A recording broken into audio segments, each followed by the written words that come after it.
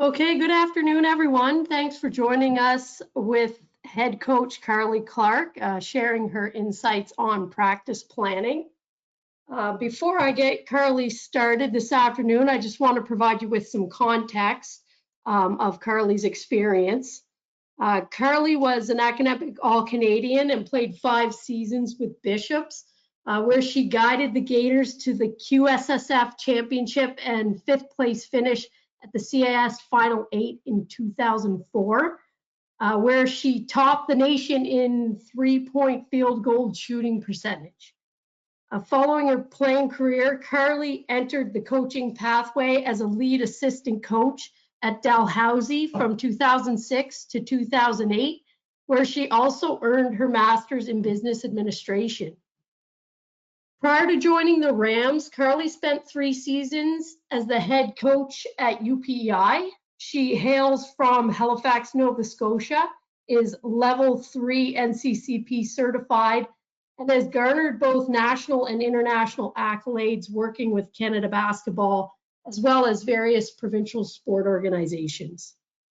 Carly was named the head coach of the Ryerson Rams women's basketball team in 2012 and has never looked back, leading the Rams to 12 consecutive season playoff appearances, multiple OUA final appearances, and Ryerson's first OUA championship in history in 2015-2016. That Rams team was the first Ryerson team in any sport to appear in a national championship final, where they finished with the silver medal. And I'm not done. Carly has also been heavily involved with Canada Basketball for many years as a head coach for our age group national teams, with a long list of notable successes, including Canada's first ever gold at the FIBA America's U16 Cadet Championship in 2015, and Canada's first medal at the U19 World Cup, earning bronze in 2017.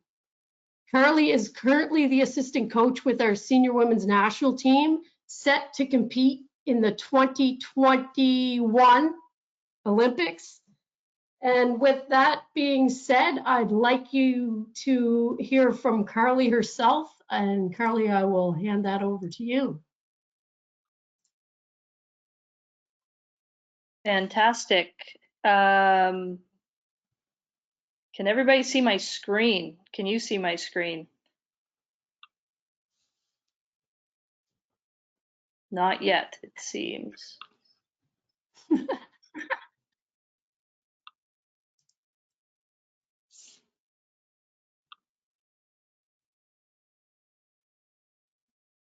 Can we see it yet?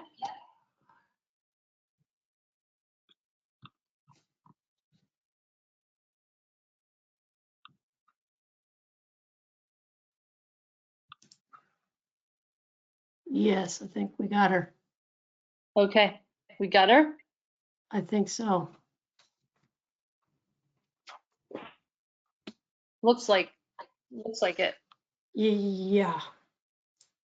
Okay, great. We'll see how this goes. Run into any issues, let me know. Hi, everybody. Okay. Weird to not see everybody, but it's still super excited to be here. Obviously, we've got some strange times happening right now. But what's been so neat, specifically in the basketball world, is just to see how everything is becoming available online, and just the professional development opportunities that have been available through this time have been incredible. So kudos to all of you for making the most of the opportunity to improve and get better and try and gain some new knowledge during this time. I know I really enjoyed doing that during this time. So I'm going to talk about some practice planning today. Have a few different views on practice planning, but I've taken the perspective from Ryerson and how we approach it throughout a university season. So there will be some high-level concepts here, but hopefully some things that you can take away and apply to your environment at whatever level you are coaching. So with that, I'll dive right into things. The first thing that we really look at when we're doing our practice planning is to first ensure that we've outlined what our season plan is. So during this time of the year, again, have a lot of extra time to dive into the season plan for next season. We're really looking at how we are going to define our success. So we have to have a clear picture of what success looks like. That can be winning. That could be being great at a certain thing on the court or off the court. But I think your team has to have a clear picture of what success is for them. And then you've got to dive into what the keys are to reach that level of success. And a big part of that, I believe, comes from determining what the strengths of your team are. At our level, certain coaches will recruit players to fit their program and their style of play.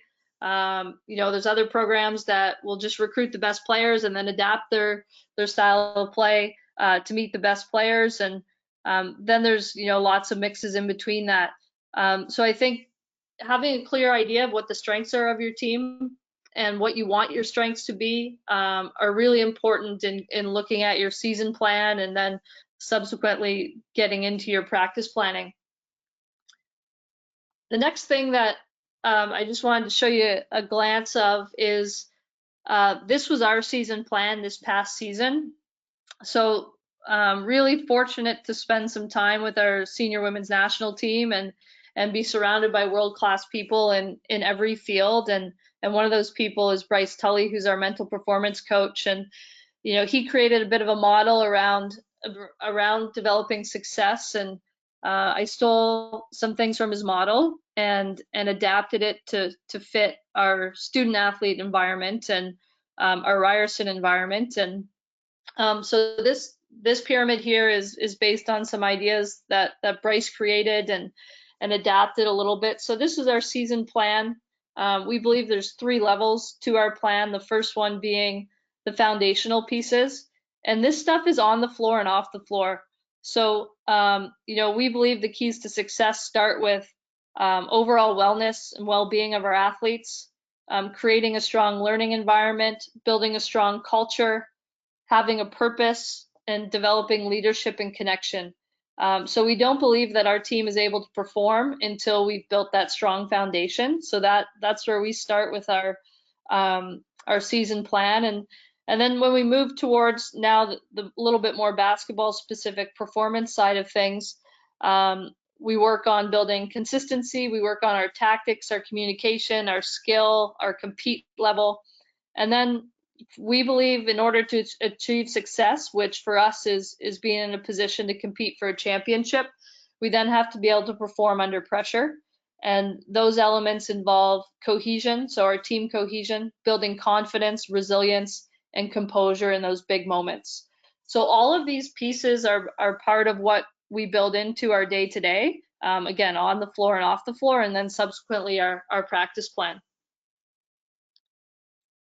The next piece that I'm going to just speak a little bit about on is the learning environment that we've tried to create at Ryerson. And again, some of these concepts and thoughts have come from Bryce Tully, and really pick his brain and steal a lot of his ideas and knowledge. So our practice learning environment is really built around 3 things. The first thing is a culture of accountability. The second thing is ensuring that we've got continuity in our language. And then the third thing is how we structure our practice sessions to make sure that our athletes are learning and taking away the knowledge that we're trying to apply.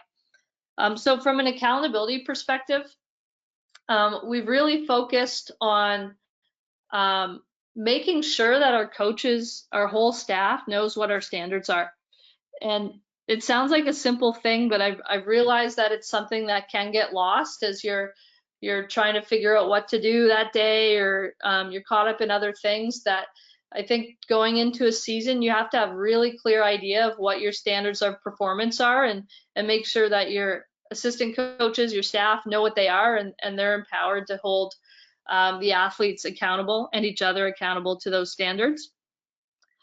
We spend some time in every warm-up And then throughout practice of establishing a culture of accountability and specifically integrating some accountability drills into our warm-ups to start. An example of that is, a simple passing drill. We might have two separate teams in warm-up, and we're just getting moving and getting communicating. But one team's watching, the other team's executing the drill, and if the team doesn't meet one of the standards, so it might be putting a name on every pass, the team that's watching calls that out, replaces that team, they switch, so that the athletes actually develop the skill of holding each other accountable and not being afraid to deliver feedback to each other. So it's not just coming from the coaches.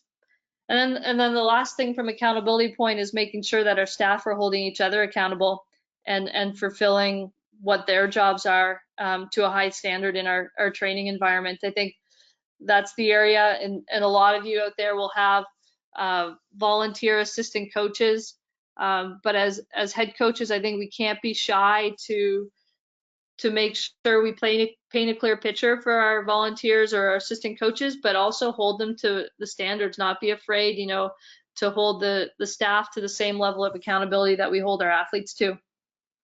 From a language standpoint, it's just making sure we're using the same language. Lots of players, lots of coaches come from different backgrounds and might have different terms for something that means the same. So for us, we really spend a lot of time on making sure that all of our staff and then subsequently all of our players know what our words are for different actions. So there eliminates confusion and allows for clear and concise communication. And then in terms of session structure, I'll talk about this in a little bit, but we take into account the physical load, the mental load, adding pressure, building in compete moments into our practices, trying to find a balance between freedom and cohesion with what we're trying to do, and then building in different intensities, creating some chaos and thinking about the times that we want to build confidence in sessions. So, how does that fit your time of the year of competition? If you want to build confidence, or if you now have a session where you can spend some time really, making the players uncomfortable and having them work through some tough things. Those are some things to take into account in your learning environment. Moving on to the next thing, this is essentially a list of factors that we take into account when we're doing our daily practice plan. So it's a pretty long list, and as I was putting it together, I didn't even necessarily realize how long it was, but this is kind of the approach we take every single day when we're building our plan. The first one is our team culture and values. So the key things for us are communication, compete, and connection. And part of that connection is the accountability and the feedback piece that I just talked about. So these are foundation pieces for us that you saw in our season plan that we are building into practice every single day.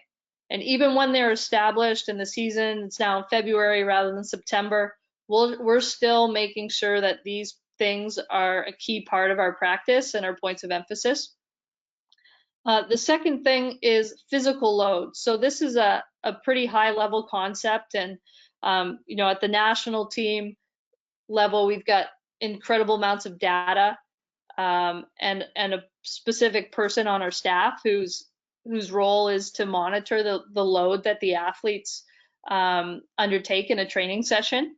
But we have tried to take this science and apply it to our student athlete environment. With less technology available to us, but still taking in mind the impact that a practice every single day has on an athlete and how to approach that. So we do this, I'll show a little bit more about this, but you take into account the whole season load, then monthly, then weekly on how to approach that. The next thing is our team identity.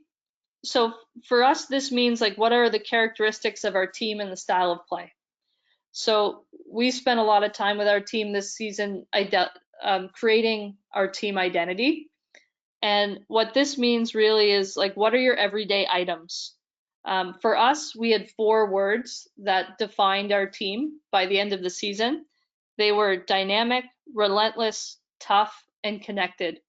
So those 4 words had to show up in practice every day. We had to make sure that, those for us were keys to success on the floor. So we needed to make sure that we were working on those 4 things every single day. It may not be a specific drill related to toughness, but it's probably something a coach is speaking to throughout the entire practice, because we wanted to make sure we were living our identity every single drill, every single rep, every single practice, and subsequently it would show up in the game. The next piece after this, your identity is probably a big part of the strengths of your team, like I just mentioned. But when you're building a practice plan, you've also got to think about what your strengths are and what your weaknesses are and how you want to divvy up that time. I think there's great value in maintaining your strengths and improving your strengths. So spending time on that is critical.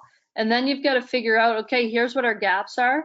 How much time are we going to spend on trying to close the gap with some of those weaknesses versus really emphasize the strength?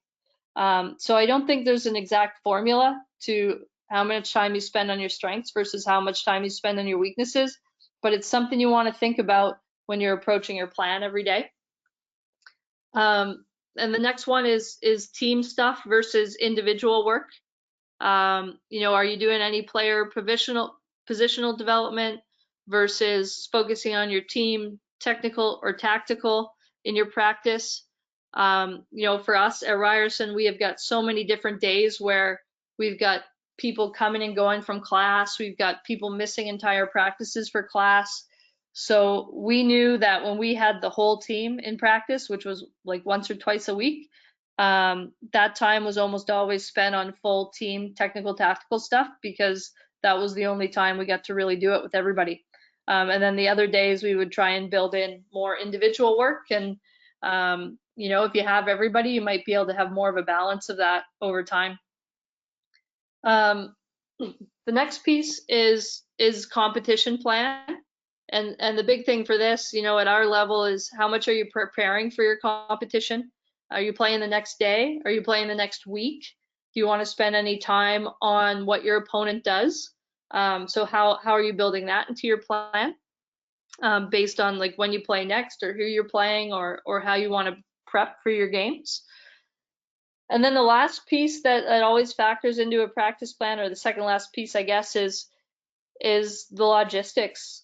So we know in advance what court we're on at Ryerson, and I'm sure all of you have a tendency to practice at a similar gym a lot, so what's available, how many baskets, do you have one court, do you have 2 cross courts, what's the setup, what's available to you in terms of space, in order to be able to maximize that and build all those things into your plan.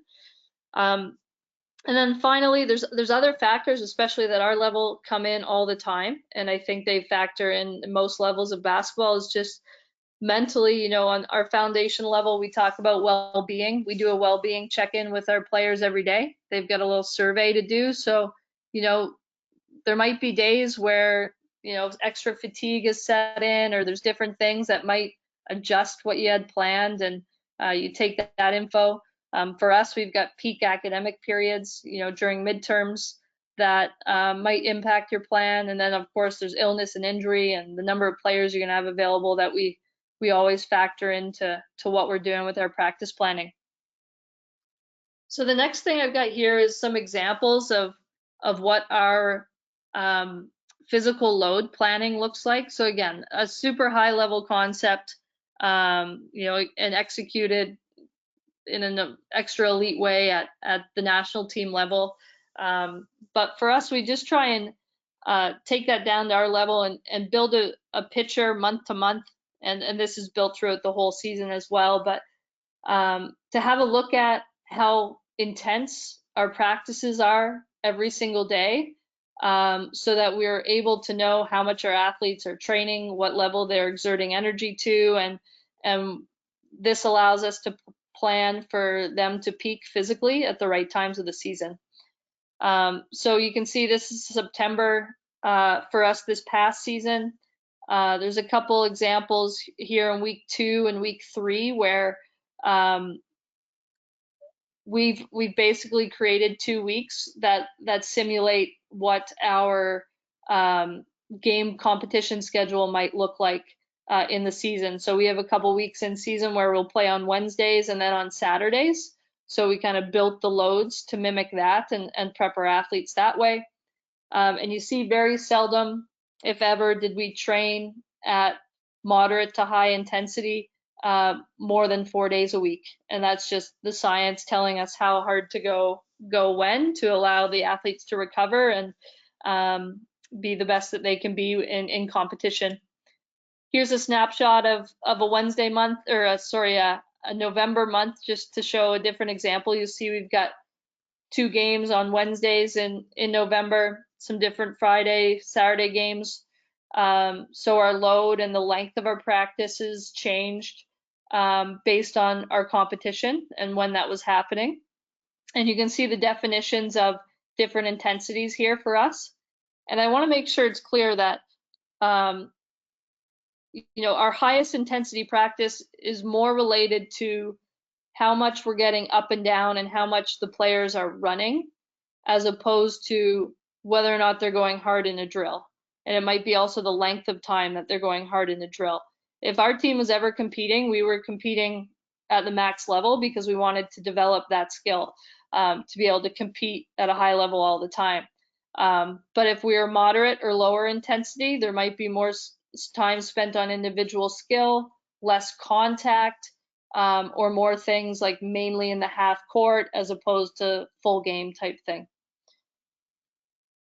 And here's just one more look at another month. So this was February this past year, again, later in the season. So you can see like practice times in general got shorter. So our athletes were working towards peaking towards the playoffs. Next thing I have here is the priorities that we try and bring to our practice planning every day.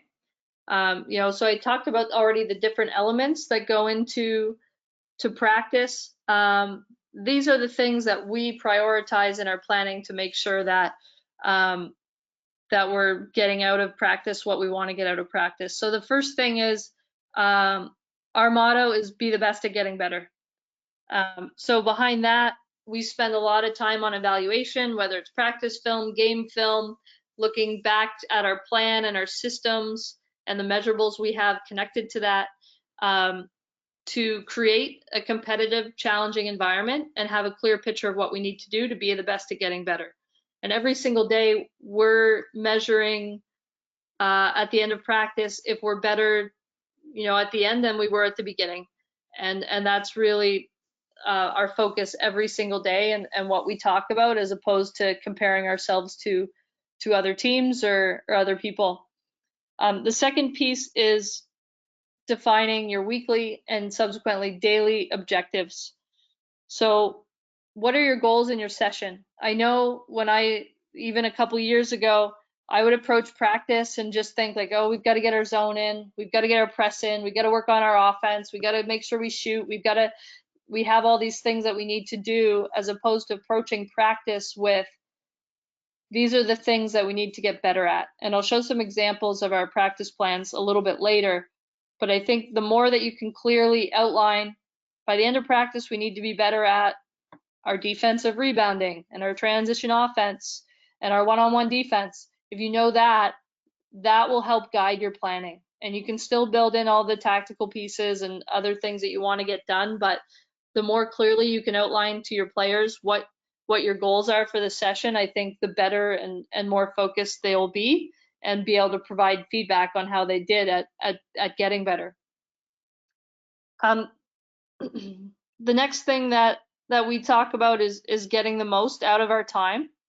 And I think, again, as a coach early on, I always wanted like, oh, we have 2 hours, that means we can do all of these things, as opposed going back to our objectives and saying, okay, these are the things we're going to get better at today. We might not need all the time every day. And, I think for me, it's about being the most effective with the time that you have, moving efficiently from drill to drill. I talked about the logistics. How many players can you have active at one time? We're fortunate to have 6 hoops that we can play at a lot. At Ryerson, when we're doing smaller, shooting stuff, we can space out and have a lot of people doing things at the same time, which allow us to maximize the time and be efficient. And then using your coaches as well to help with that. And then from a flow and pace perspective, we'll think about the order, the intensity, and how that might impact players' energy throughout practice. Our practices are all pretty high energy, moving from drill to drill, minimal time spent talking, very intentionally. We try and do some teaching off the court. We'll watch some film before practice or talk about a new skill or concept before practice, so we don't have to stop and teach for too long while we're in practice, because I find that can really impact a player's energy.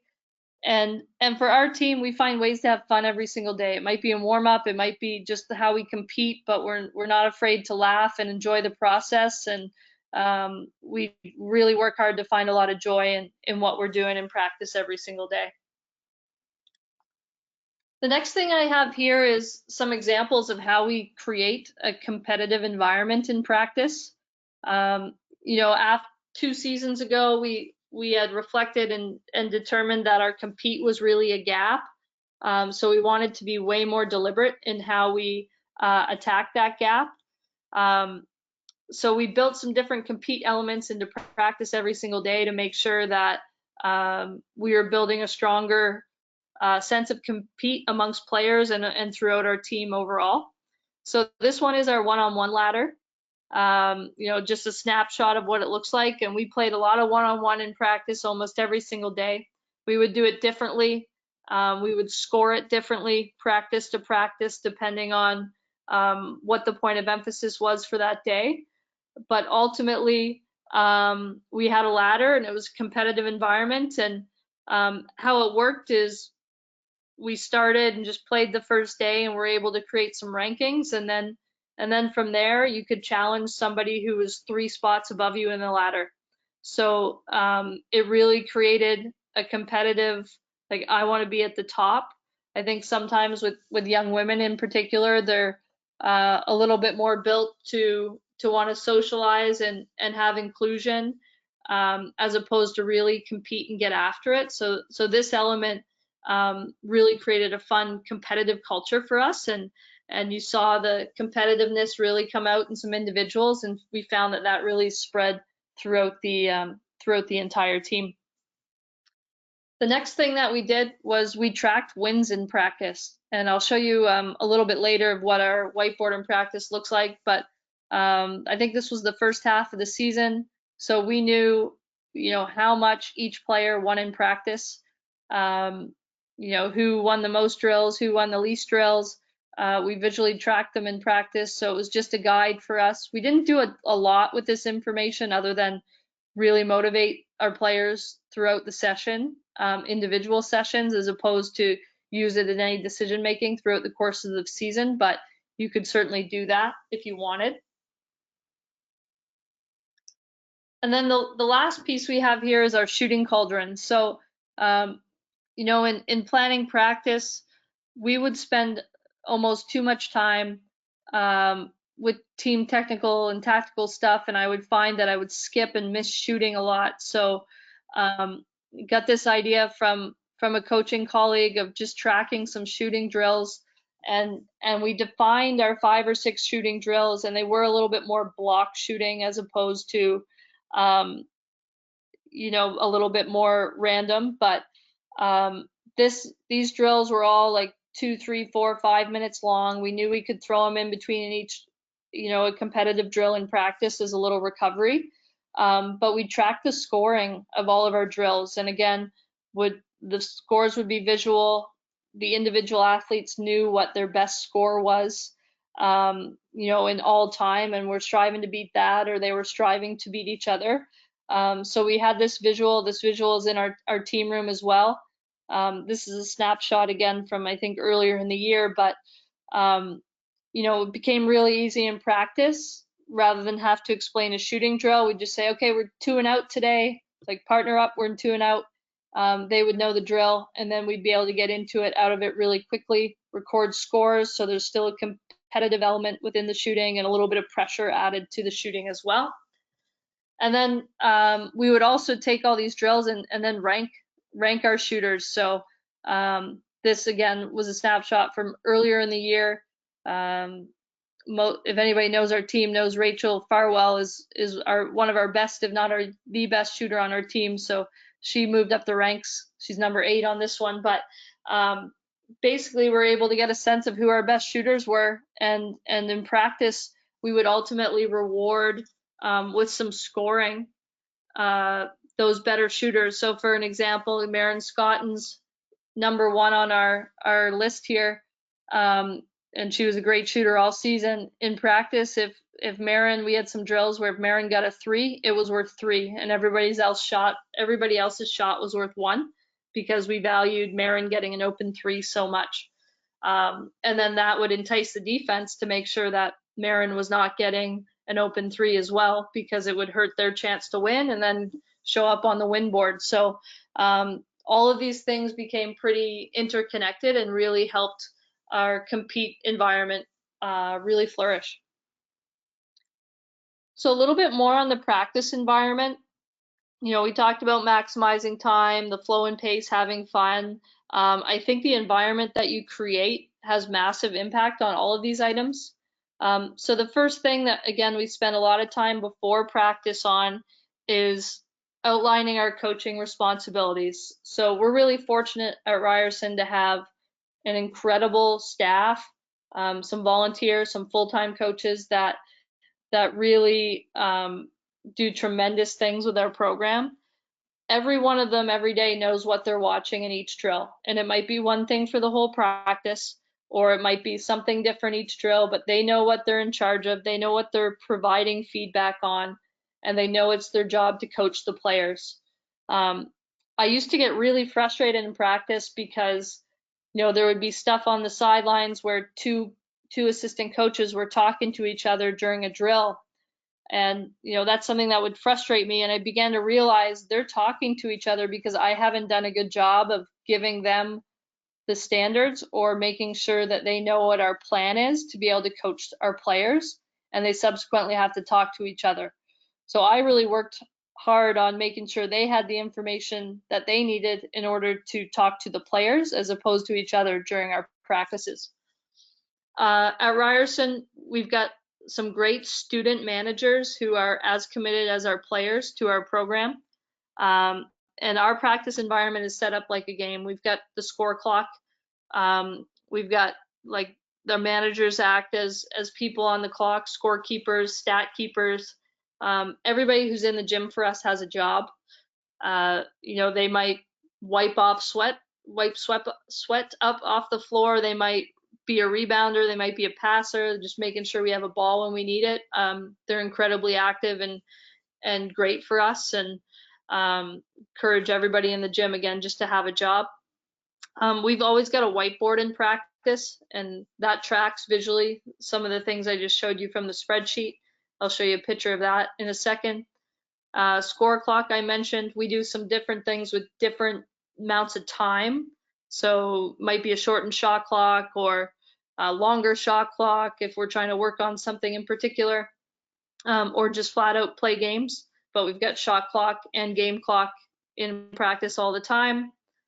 We're fortunate to have a student therapist in practice, and unfortunately we've got some injured players a lot of the time.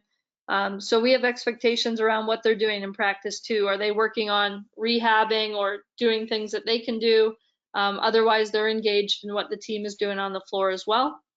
And then the last thing for us, we have music as part of our practice. We start in warm up with music. We always finish our cool down with music, and we'll put it on during different shooting drills, or maybe even practice, just to create a loud element while we're playing sometimes. But we found it really has a positive, it is a positive addition to our practice environment. Here's a look at what our whiteboards look like in practice. So not like clean or tidy or anything, but you'll see a one-on-one ladder. where there's been some movement, and we'll play for 10 minutes or so in practice, and 2 or 3 minute games, and the ladder will change throughout the course of the practice based on who wins and who doesn't win. And then we just track our wins overall, so the players know, they're having a good day, they're having a bad day, and that entices them to stay engaged or put some pressure on them to be successful as practice goes on. I think there's some great healthy competition that comes out of that. For us, our practice structure is pretty standard. And again, I'll show a couple sample practice plans in a minute, but we've got our warm-up, engagement, communication, accountability, always part of our warm-up. After warm-up, we almost always go right into something with transition. One, because that's part of our team identity and who we are. It's a strength of ours. But also I find a lot of energy and intensity comes from transition drills. So it really gets our team going. And they're also fun, is the feedback that we get from our players as well. And then we'll go into our breakdown stuff. So that might be 2-on-2, 3-on-3, 4-on-4. It might be positional work that day. It can be a variety of things. And then we usually build back up to our team technical and tactical stuff. And I put shooting here at the end, but we do try and mix that in throughout, as I talked about with our shooting cauldron stuff.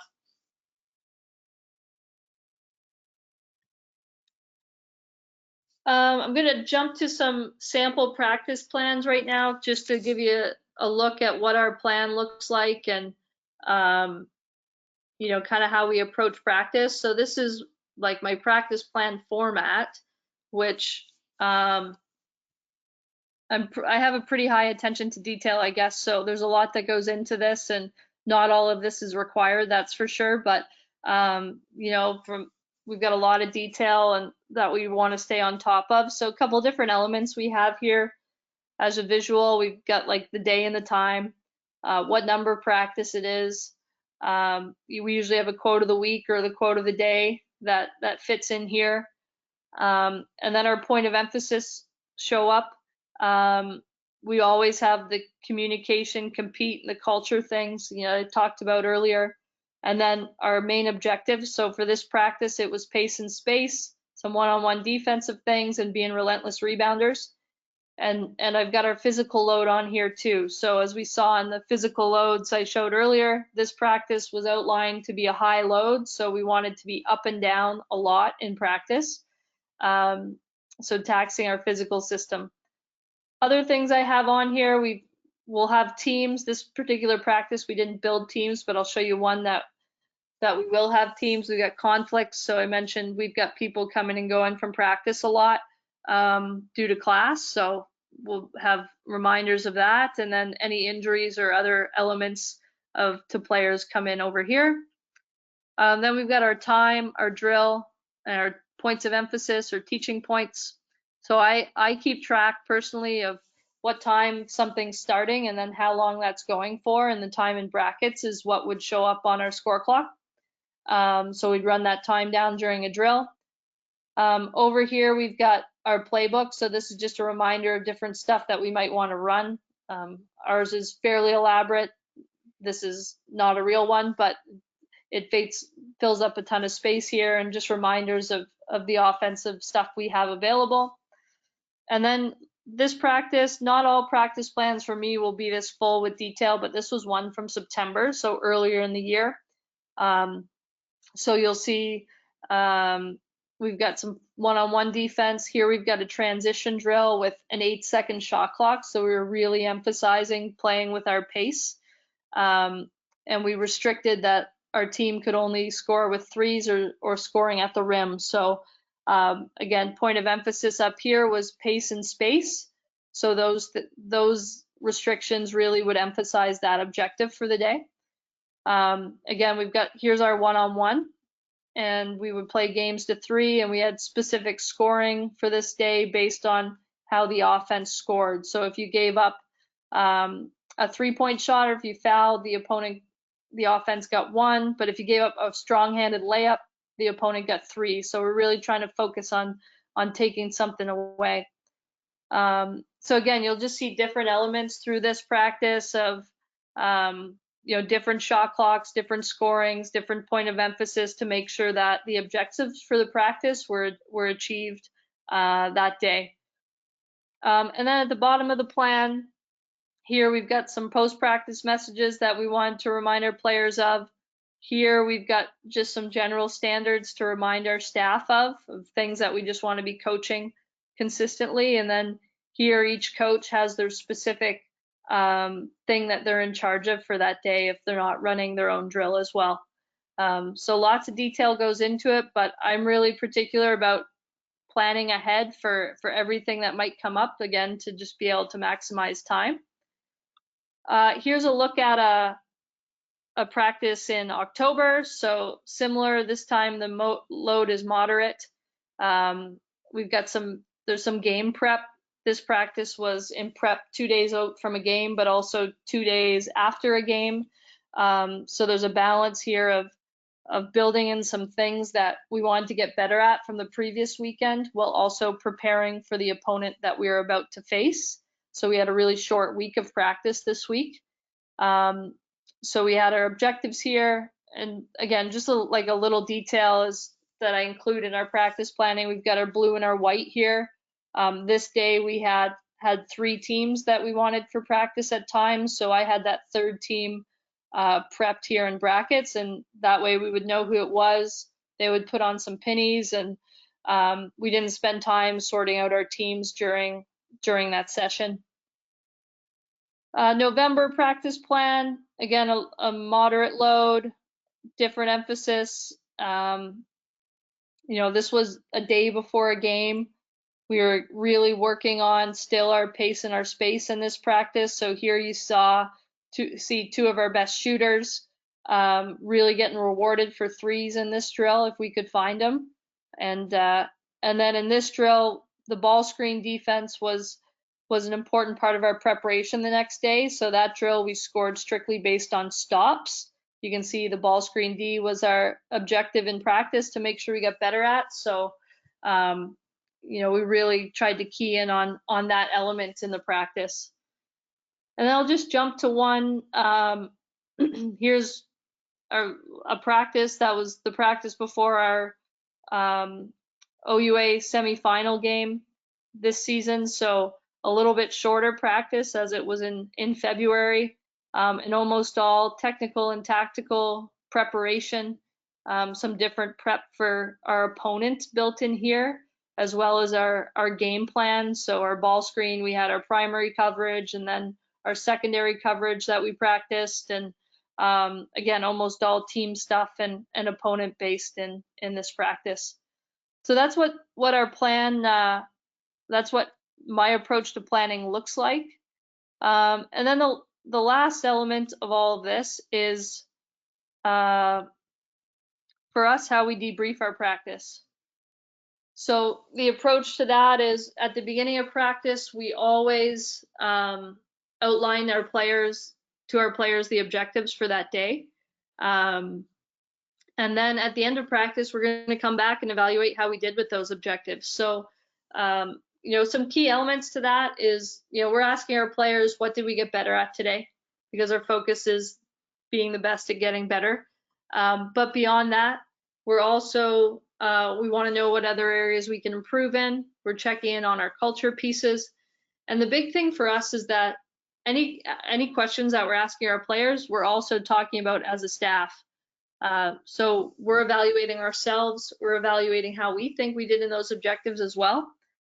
And then after practice, we'll spend some time as a staff talking about the evaluation. What did we accomplish what we wanted to? We'll look at our practice stats, we'll look at our film to get a sense if we're moving in the direction that we want to move in. And then there's always some reflection as a coach of, was my messaging clear? Did that flow like how I wanted to flow? Was our energy good? So I'm always critiquing our plan as much as what we executed in our plan in order to continue to work towards getting better in this process. This guy right here, this girl, this is Rafiki. She's a key member of our team. It's something that we've been doing for 6 or 7 years now. She's actually a golf head cover, but Rafiki is a member of our team, and she gets handed out by a coach to a player at the end of our first practice of the season. And then throughout the course of the season, she gets passed around amongst the team.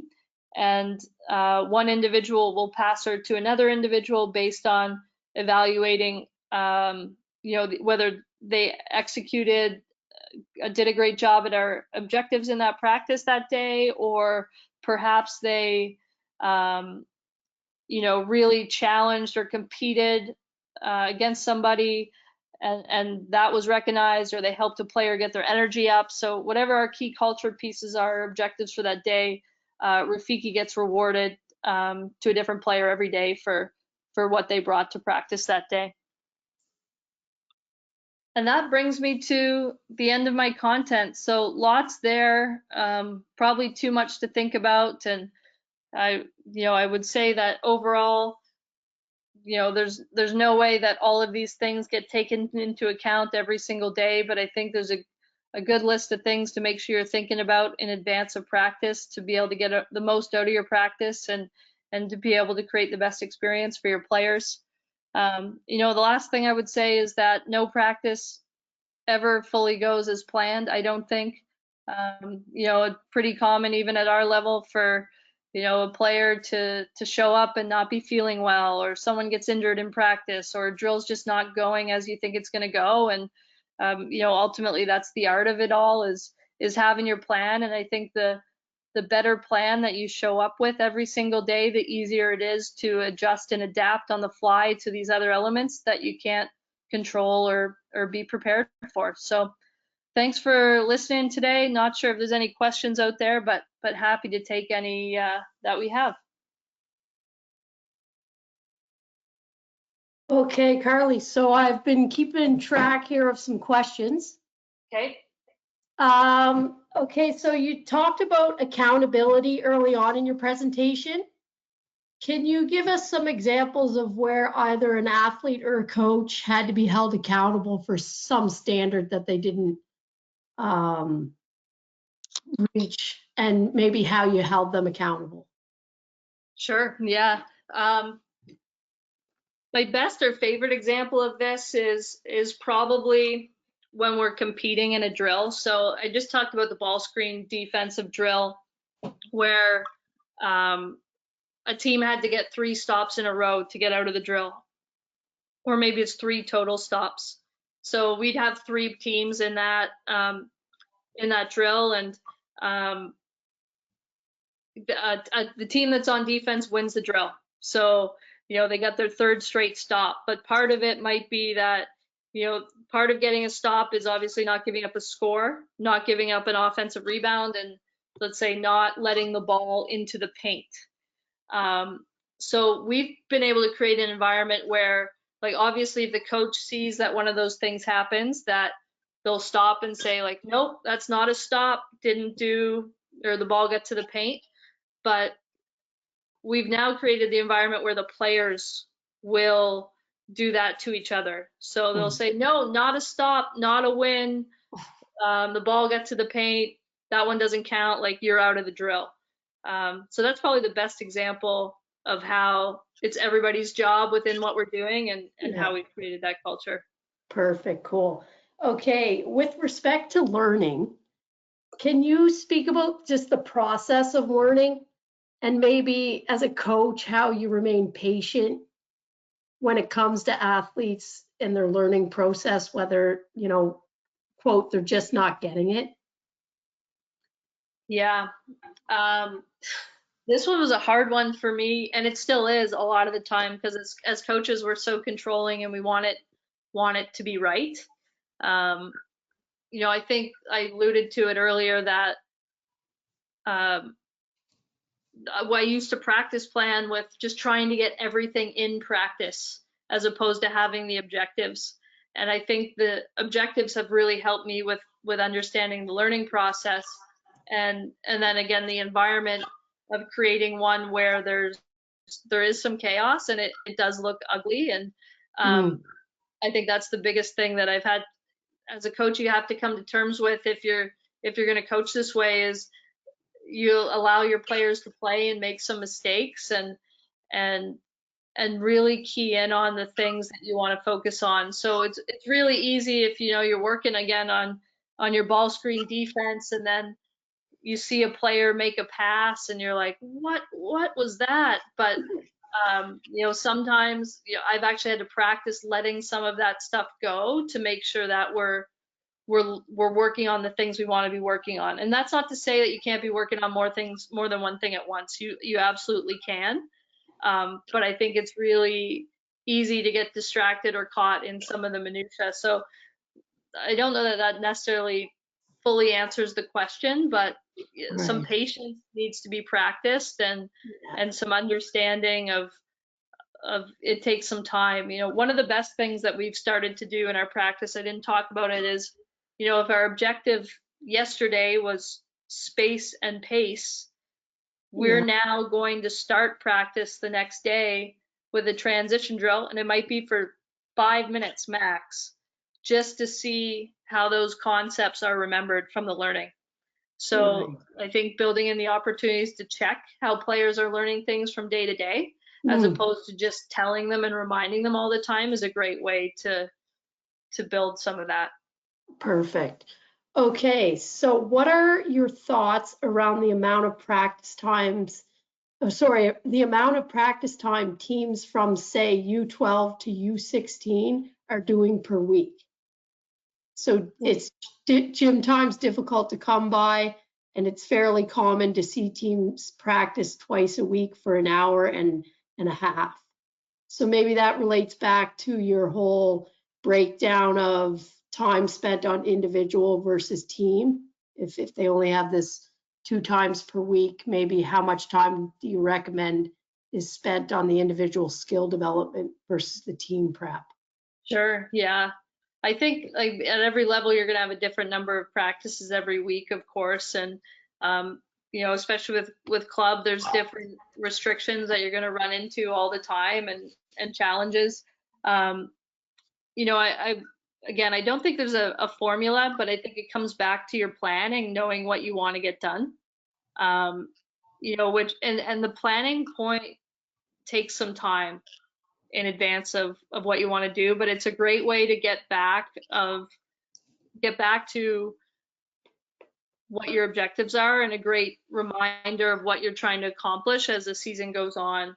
So I do think there's lots of different ways to build in skill and compete and all of those things together.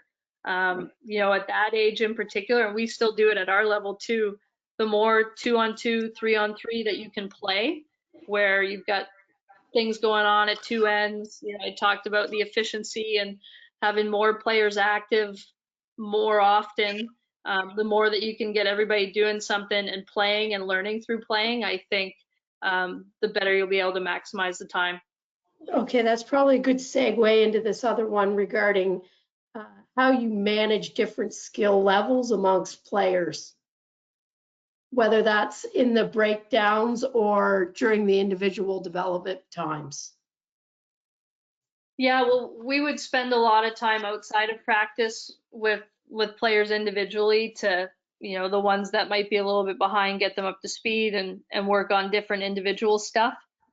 Some of that comes with role definition, which at our level, as opposed to like the younger ages, would be a little bit more prominent, where the athletes know what their job is out there, and some have larger roles and some have smaller roles. But I think it comes back to like what you're teaching and what you're emphasizing, and your players begin to pick up on that, right? Like sometimes you're gonna have different standards for different players. Our OUA All-Star, I can talk to and provide feedback on, a few more things than our first year walk-on. So just, again, a little bit of patience and understanding of, like, they're not going to be at the same level, but you can still push them both forward, and have expectations for them above where they're at. Okay. So regarding the compete factor that you spoke about, one coach is asking, what would you recommend out of those ones you talked about? So the one-on-one ladder, the win percentage in practice, or I think it was the shooting. Yeah. rather than introduce them all at once, which one would you recommend them introducing first?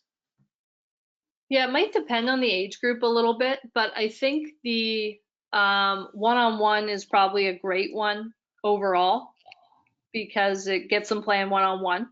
And I talked about, especially with girls, I think it creates that compete and some ownership for an individual player to have to do it and do something by themselves, and kind of put themselves out there and strive for something. So I think there's some good emphasis of that. And I'd say second, like if there's a close second, I would just tracking the wins, Yeah. so that there's value in that. But I think you gain some similar level of compete and desire to be successful in the one-on-one ladder. Okay, perfect. Going back to the role definition, at what age do you feel role definition should begin? Ooh, great question. Probably depends the level of play. So at our national team level, when players are joining our U16, U17 national team, we're probably starting to talk about some roles there. And probably high school age overall is when I think role definition might really start to happen, at the competitive levels as players will begin to show different strengths and weaknesses. But I think roles will narrow the higher the level. So I wouldn't encourage them getting too narrow at the younger ages, but I think they can be used as motivation too. I use Marin and Rachel and from our team as an example as our two best shooters. Well, if they're our two best shooters, it's showing in their percentages, it's showing in games, so their shots are worth more. We want them shooting more. Hopefully that entices the players who want to shoot more and practice more, if they want to be on that level. Absolutely. So that speaks to the whole idea of tracking for evidence, not only for the motivation, but to then go back to and say, this is why X, Right. Y, Z is getting this. Okay, perfect. Yep. One here regarding your staff. So how do you find your assistant coaches? And do you recruit the best players for your style of play or the best players in each class? Assistant coaches, it's been a variety. Some have reached out to me. I've reached out to some. Doing these types of things, honestly, I've met a variety of different people that have connected me to assistants, and just really fortunate to have some people that are passionate about getting better. So, I would say not being afraid to ask. That's the simple one for assistants, and with that, to be able to make sure that you know what something is that they want to do, and give them some ownership in that area, and then you can grow them in other areas, and have them to do some more stuff. But the other thing I look for in assistants is strengths that aren't my strengths, so that we're surrounded by expertise in different areas. Recruiting, it's a bit of a mix. At our level, U Sports level, we're competing against players going to the NCAA and lots of great coaches across the country. So we're certainly looking for players with some characteristics that fit our program. But also after, the talented ones too, you're trying to pick between who's staying home or who might stay home, and who fits your program and the characteristics that you want. Do your coaches have different roles, and are they assigned to different areas of practice to deliver? Yes, everybody's got a different job. With volunteer assistants, we've got some that are only there 1 or 2 days a week, where we have also a full-time assistant that's there every day. So that full-time assistant will run some more drills, and have a bit of a larger voice. Another assistant for us who's there quite a bit will also lead a few drills, and then our younger assistants or coaches that are there less frequently will have different responsibilities. So, one in particular will work with our post players, another will work with our guards. And then when we're competing, one might be in charge of watching rebounding, another's charge of spacing or one-on-one defense. So we try and get their eyes on specific things that we feel are important that day. Okay, maybe one last one. So what would you say is the biggest basketball specific skill gap that you see at your level?